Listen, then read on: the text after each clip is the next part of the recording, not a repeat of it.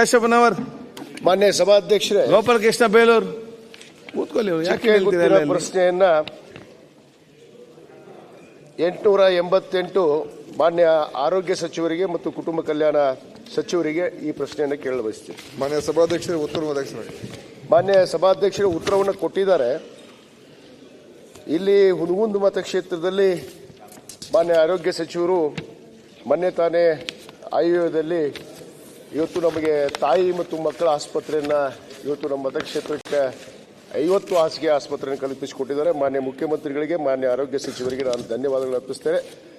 ಅದರ ಜೊತೆಗೆ ಮಾನ್ಯ ಸಭಾಧ್ಯಕ್ಷರೇ, ಇಲ್ಕಲ್ ಹೊಸದಾಗಿ ಆಗಿರುವಂಥ ತಾಲೂಕು, ಇಲ್ಲಿ 2001ರಲ್ಲೇ ಸಮುದಾಯ ಆರೋಗ್ಯ ಕೇಂದ್ರ ಪ್ರಾರಂಭ ಆಗಿತ್ತು. ಹಿಂದೆ ನಮ್ಮ ತಂದೆಯವರು ಸಚಿವರಿದ್ದರು.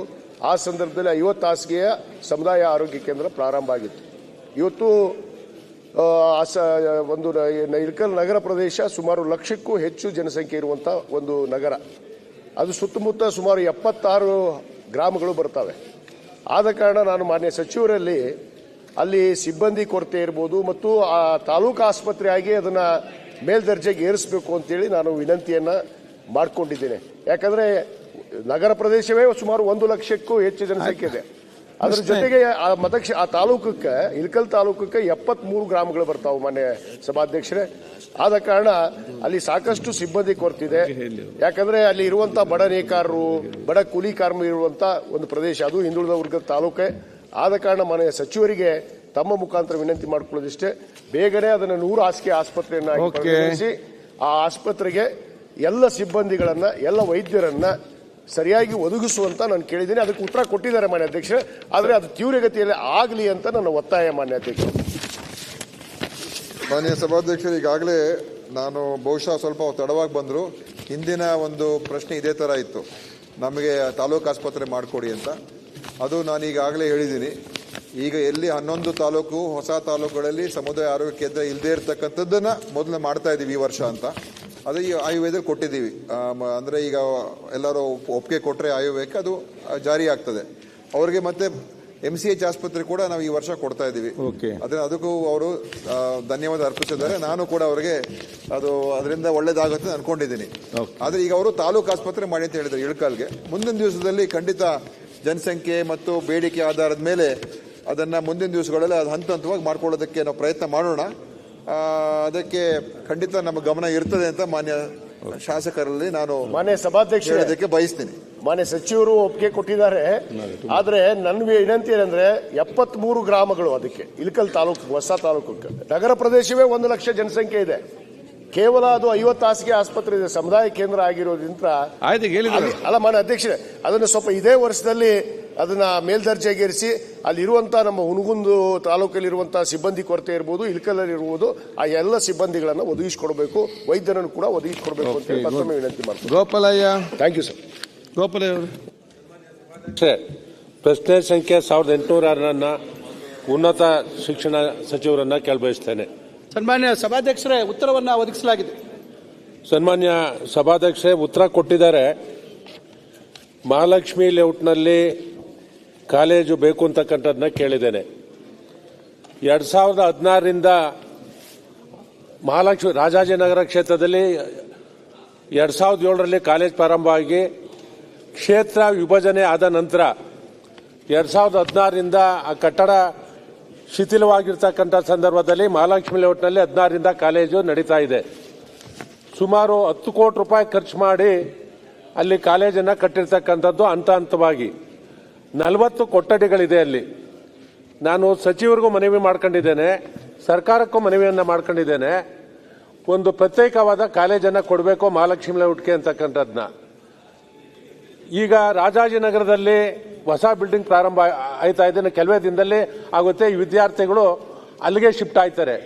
40 ಕೊಠಡಿಗಳಿರ್ತಕ್ಕಂಥ 10 ಕೋಟಿ ಖರ್ಚು ಮಾಡಿರ್ತಕ್ಕಂಥ ಕಟ್ಟಡನ ಖಾಲಿ ಬಿಡದ ನಾನು ಹಲವಾರು ಸರಿ ಮನವಿ ಮಾಡ್ಕೊಂಡಿದ್ದೇನೆ.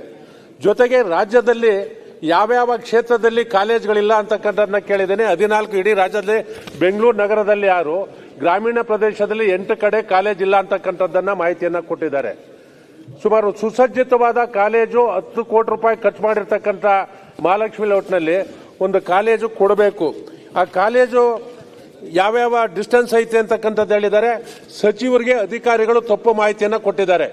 ಇವತ್ತು ಮಹಾಲಕ್ಷ್ಮಿ ಲೇಔಟ್ನಲ್ಲಿ 800 ಮಕ್ಕಳು ಆ ಕಾಲೇಜಿನಲ್ಲಿ ಓದ್ತಾ ಇರ್ತಕ್ಕಂಥದ್ದು. ರಾಜಾಜಿನಗರದಲ್ಲಿ 892 ಮಕ್ಕಳು ಅಂತ ಕೊಟ್ಟಿದ್ದಾರೆ. ಮಹಾಲಕ್ಷ್ಮಿ ಲೇಔಟ್ನ ಕಟ್ಟಡದಲ್ಲಿ 800 ಮಕ್ಕಳು ವಿದ್ಯಾಭ್ಯಾಸವನ್ನು ಮಾಡ್ತಾ ಇರ್ತಕ್ಕಂಥದ್ದು. BCom ಮತ್ತು BCA ನಲ್ಲಿ ವಿದ್ಯಾಭ್ಯಾಸವನ್ನು ಮಾಡ್ತಾ ಇರ್ತಕ್ಕಂಥದ್ದು. ಎಲ್ಲಿ ಗ್ರಾಮೀಣ ಪ್ರದೇಶದಲ್ಲೋ 100ಕ್ಕಿಂತ ಕಡಿಮೆ ಇರ್ತಕ್ಕಂಥದ್ದಲ್ಲಿ ಹಲವಾರು ಬಾರಿ ಕ್ಯಾನ್ಸಲ್ ಮಾಡಿ ಬೇರೆ ಬೇರೆ ಕಡೆ ಕೊಟ್ಟಿರ್ತಕ್ಕಂಥ ನಿರ್ದೇಶನಗಳಿದೆ. ಇಲ್ಲಿ ಸುಮಾರು 3,500-4,000 ಮಕ್ಕಳು ಓದ್ತಕ್ಕಂಥ ಒಂದು ಕಟ್ಟಡ ಇರೋದ್ರಿಂದ ಇಲ್ಲ ಹೊಸದಾಗಿ ಒಂದು ಕಾಲೇಜನ್ನಾದ್ರೂ ಕೊಡ್ತಕ್ಕಂಥದ್ದು, ಇಲ್ಲಾದ್ರೆ ಪ್ರತ್ಯೇಕವಾಗಿ ಪ್ರಥಮ ದರ್ಜೆ ಕಾಲೇಜನ್ನು ಕೊಡ್ತಕ್ಕಂಥದ್ದು, ಅಥವಾ ಇಲ್ಲ ಕಾಮರ್ಸ್ ಮತ್ತು ಮ್ಯಾನೇಜ್ಮೆಂಟ್ ಕೋರ್ಸ್ನ ಪ್ರೊಫೆಷನಲ್ ಕೋರ್ಸ್ ಮಾಡೋದಕ್ಕೆ ನೀವು ಸ್ಯಾಂಕ್ಷನ್ ಮಾಡಿದ್ರೆ ಆ ಭಾಗದಲ್ಲಿ ಇರ್ತಕ್ಕಂಥವ್ರು ರಾಜಾಜಿನಗರ ಇರ್ಬೋದು, ಮಹಾಲಕ್ಷ್ಮಿ ಲೇಔಟ್ ಇರ್ಬೋದು, ಈ ಭಾಗದಲ್ಲಿ ಗ್ರಾಮೀಣ ಪ್ರದೇಶ ಬಂದಿರತಕ್ಕಂಥ ಸಾವಿರಾರು ಮಕ್ಕಳು ವಿದ್ಯಾಭ್ಯಾಸ ಮಾಡೋದಕ್ಕೆ ಅನುಕೂಲ ಆಗುತ್ತೆ. ಇಲ್ಲ ಪ್ರತ್ಯೇಕ ಕಾಲೇಜ್ ಕೊಡಬೇಕು, ಇಲ್ಲ ಪ್ರೊಫೆಷನಲ್ ಕೋರ್ಸ್ ಮಾಡೋದಕ್ಕೆ ಅವಕಾಶ ಮಾಡಿಕೊಡ್ಬೇಕು ಅಂತಕ್ಕಂಥದ್ದನ್ನ ಹೇಳಬಯಸ್ತೇನೆ. ಜೊತೆಗೆ ನಮ್ಮ ಶಿಕ್ಷಣ ಇಲಾಖೆ ಅಧಿಕಾರಿ, ಅದು ಪ್ರಾಥಮಿಕ ಇರ್ಬೋದು, ಪ್ರೌಢಶಾಲೆ ಇರ್ಬೋದು, ಸುಮಾರು 60 ಕೋಟಿ ಖರ್ಚು ಮಾಡಿ ಕಾಲೇಜನ್ನ ಹೈಸ್ಕೂಲ್ ಅನ್ನ ಕಟ್ಟಿದ್ದೇವೆ ಸಭಾಧ್ಯಕ್ಷೆ. ಇಡೀ ರಾಜ್ಯದಲ್ಲಿ ಸುಸಜ್ಜಿತ ಕಾರ್ಪೊರೇಟ್ ಶಾಲೆಗಿಂತ ಅತ್ಯುತ್ತಮವಾದ ಶಾಲೆಗಳಿದೆ. ಒಂದು ದಿನ ಒಬ್ಬ ಅಧಿಕಾರಿ ಬಂದು ನಮ್ಮ ಕಾಲೇಜ್ ಐತೆ ಅಂತ ನೋಡಿಲ್ಲ, ಒಬ್ಬ ಅಧಿಕಾರಿಗಳು ಬಂದು ಯಾರು ನೋಡಿಲ್ಲ. ಆ ಪರಿಸ್ಥಿತಿ ಇದೆ. 4 ಸ್ಕೂಲ್ಗಳು ಕಟ್ಟಿರ್ತಕ್ಕಂಥದ್ದು ಕಾರ್ಪೊರೇಟ್ ಶಾಲೆಗಿಂತ ಅತ್ಯುತ್ತಮವಾದ ಶಾಲೆಗಳಿದೆ. ಒಬ್ಬ ಅಧಿಕಾರಿಗಳು ನಮ್ಮ ಶಾಲೆ ಐತೆ ಅಂತ ಅಂದ್ಬಿಟ್ಟು ಅವ್ರಿಗೆ ಗೊತ್ತಿಲ್ಲ.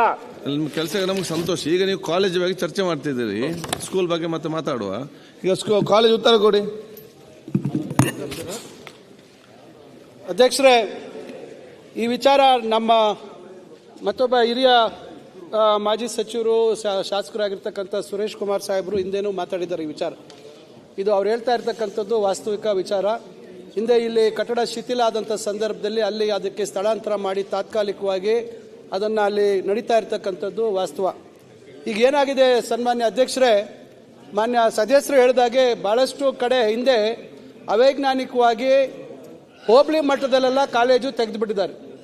ಅಲ್ಲಿ ದಾಖಲಾತಿ ಸಂಖ್ಯೆ ಕಮ್ಮಿ ಇದೆ. ಕಳೆದ ವರ್ಷ ಒಂದು ಭಾಗದಲ್ಲಿ ನಾವು 26 ಜನ ಮಕ್ಕಳಿದ್ರು ಅಂತೇಳಿ ಅದನ್ನು ಸ್ಥಳಾಂತರ ಮಾಡುವಂಥ ಸಂದರ್ಭದಲ್ಲಿ ಆ ಭಾಗದ ಶಾಸಕರು ನನ್ನ ಮೇಲೆ ಭಾಳ ಸಿಟ್ಟಾಗ್ಬಿಟ್ರು. ಭಾಳ ಸಿಟ್ಟಾಗಿ ಏನು ನೀವು ನಮಗೆ ತೊಂದರೆ ಮಾಡ್ತಾ ಇದ್ದೀರಿ ಹಾಗೆ ಹೇಗೆ ಅಂತಕ್ಕಂಥ ರೀತಿಯಲ್ಲಿದೆ. ಈಗ ನಾನು ಇಲ್ಲಿರ್ತಕ್ಕಂಥ ಎಲ್ಲ ಸದಸ್ಯರಲ್ಲೂ ಮನವಿ ಮಾಡ್ತೇನೆ. ಅವರು ಹೇಳ್ತಾ ಇರ್ತಕ್ಕಂಥದ್ದು ವಾಸ್ತವಿಕ. ಹೋಬಳಿ ಮಟ್ಟದಲ್ಲೆಲ್ಲ ಕಾಲೇಜು ಯಾವ ಕಾರಣಕ್ಕೆ ಹಿಂದೆ ಮಾಡಿದ್ರು ಅಂತಕ್ಕಂಥದ್ರ ಬಗ್ಗೆ ನಾನು ಹೋಗೋದಿಲ್ಲ. ಆದರೆ ಮಕ್ಕಳ ಏನು ಭವಿಷ್ಯದ ದೃಷ್ಟಿಯಲ್ಲಿ ಅವರು ಹೆಚ್ಚು ಸ್ಪರ್ಧಾತ್ಮಕತೆಯನ್ನು ಬೆಳೆಸ್ಕೋಬೇಕಾದ್ರೆ ತಾಲೂಕು ಮಟ್ಟದಲ್ಲೇ ಬೇಕಾದ್ರೆ 2,000 ಅಲ್ಲ 5,000 6,000 ಮಕ್ಕಳಿದ್ರು ಕಾಲೇಜು ತಪ್ಪಿಲ್ಲ. ಗುಣಾತ್ಮಕ ಶಿಕ್ಷಣ ಕೊಡಲಿಕ್ಕೆ ಸಾಧ್ಯ ಆಗುತ್ತೆ. ಹೋಬಳಿ ಮಟ್ಟದಲ್ಲಿ ಹೋದಾಗ ಒಂದು ಕ್ಲಾಸಲ್ಲಿ 10 ಜನ 20 ಜನ ಕೂತಾಗ ಅಲ್ಲಿ ಕಾಂಪಿಟೇಟಿವ್ನೆಸ್ ಬರೋದಿಲ್ಲ, ಸ್ಪರ್ಧಾತ್ಮಕತೆ ಬರೋದಿಲ್ಲ, ಮತ್ತೆ ಭಾಷೆ ಕಲೀಲಿಕ್ಕೂ ಮತ್ತೊಂದಕ್ಕೂ ಎಲ್ಲದಕ್ಕೂ ತೊಂದರೆ ಆಗುತ್ತೆ. ಅದರಿಂದ ನಾನು ಕೇಳೋಂಥದ್ದು, ಈಗ ಸುಮಾರು ಏನೀಗ ನಾವು 14 ಕಡೆ ವಿಧಾನಸಭಾ ಕ್ಷೇತ್ರಗಳಲ್ಲಿ ಕಾಲೇಜ್ ಇಲ್ಲ ಅಂತಕ್ಕಂಥದ್ದು ನಮ್ಮ ಗಮನದಲ್ಲಿದೆ. ನಾನು ಮಾನ್ಯ ಮುಖ್ಯಮಂತ್ರಿಗಳ ಗಮನಕ್ಕೂ ತಂದಿದ್ದೇನೆ ಈ ವಿಚಾರ. ಆದರೆ ಶಾಸಕರುಗಳು, ಸ್ಥಳೀಯ ಶಾಸಕರುಗಳು ನಮಗೆ ಸಹಕಾರ ಕೊಡಬೇಕಾಗತ್ತೆ. ಎಲ್ಲೆಲ್ಲಿ ವಿದ್ಯಾರ್ಥಿಗಳ ಪ್ರವೇಶಾತಿ ಕಮ್ಮಿ ಇದೆ, ಖಂಡಿತ ಸದಸ್ಯರು ಹೇಳಿದಾಗೆ ಅದನ್ನು ನಾವು ಎಲ್ಲಿ ಅವಶ್ಯಕತೆ ಇದೆ ಅಲ್ಲಿ ಕೊಡುವಂಥದ್ದಕ್ಕೆ ನಾವು ಗಮನ ಹರಿಸ್ಬೋದು. ಆದರೆ ಬಹಳಷ್ಟು ಶಾಸಕರ ಒತ್ತಡ ಮತ್ತು ಅವರ ಏನು ನಮಗೆ ಮೇಲೆ ಜಗಳಕ್ಕೆ ಬರ್ತಾರೆ. ಅದರಿಂದ ಇಂಥ ಒಂದು ಸಂದರ್ಭದಲ್ಲಿ ನಾವು ಈಗ ಅದನ್ನು ಈ ವರ್ಷ ಅದರ ಮಾಹಿತಿಯನ್ನು ತಗೊಂಡು ಖಂಡಿತ ಏನು ಶಾಸಕರು ಹೇಳ್ತಾ ಇರ್ತಕ್ಕಂಥ ಗೌರವಾನ್ವಿತ ಶಾಸಕರು ಹೇಳ್ತಾ ಇರ್ತಕ್ಕಂಥ ವಿಚಾರವನ್ನು ಅದನ್ನು ಗಂಭೀರವಾಗಿ ತಗೊಂಡು ಅದನ್ನು ಸ್ಥಳಾಂತರ ವರ್ಗಾಯಿಸತಕ್ಕಂಥ ಒಂದು ಕೆಲಸಕ್ಕೆ ನಾವು ಕ್ರಮ ತೆಗೆದುಕೊಳ್ತೀವಿ.